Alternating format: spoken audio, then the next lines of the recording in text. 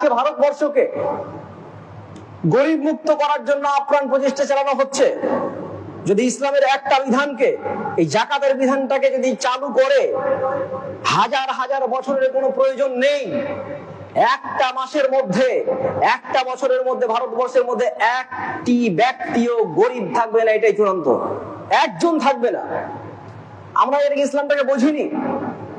আমি যে ক্যালকুলেশন করে যে হিসাবটা করে দেখলাম, যেই পরিমাণ জাকাত বেরিয়েছে তার পরিমাণ হচ্ছে 981 কোটি টাকা।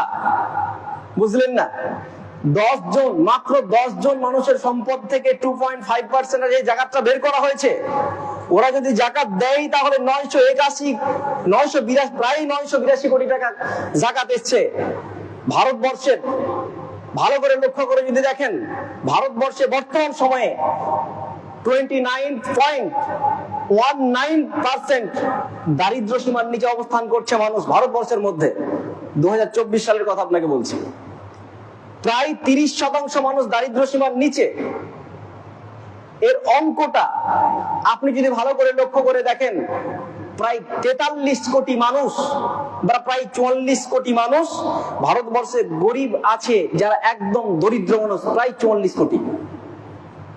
এদের মাঝে যদি সম্পদটাকে বন্টন করা হয়, এই জাকাতটাকে 2.5%, 981 কোটি টাকাকে, তাহলে এক একজন ব্যক্তি 22 কোটি টাকার উপরে পাবে।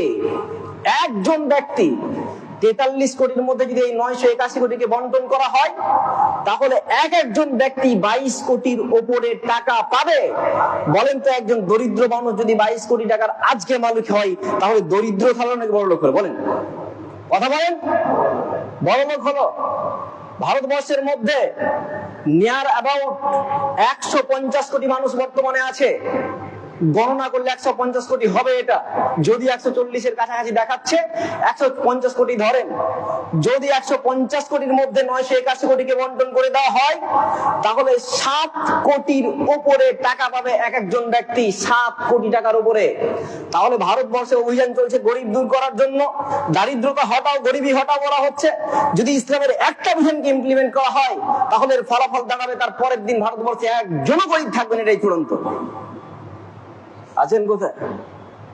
ভারতবর্ষে যদি প্রথম 5 জন মুসলিম ধনীদের তালিকা বের করা হয়,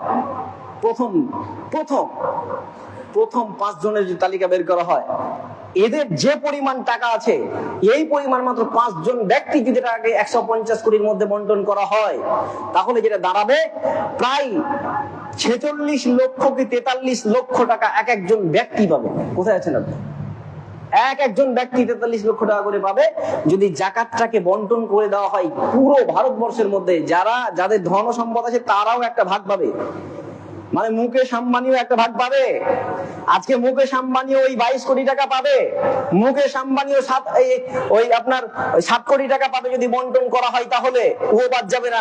ওরটা বাদ দিলে কোথায় যাবে আপনি চিন্তা করে দেখেন। তাহলে ভারতবর্ষের মধ্যে যদি এই জাকাতের বিধানটাকে আজকে ইমপ্লিমেন্ট করা হয়, আগামীকালকে গরিব পৃথিবীর মধ্যে না, ভারতবর্ষে থাকবে না। পৃথিবীতে যদি ইমপ্লিমেন্ট করা হয়, আলহামদুলিল্লাহ পৃথিবীতে থাকবে না।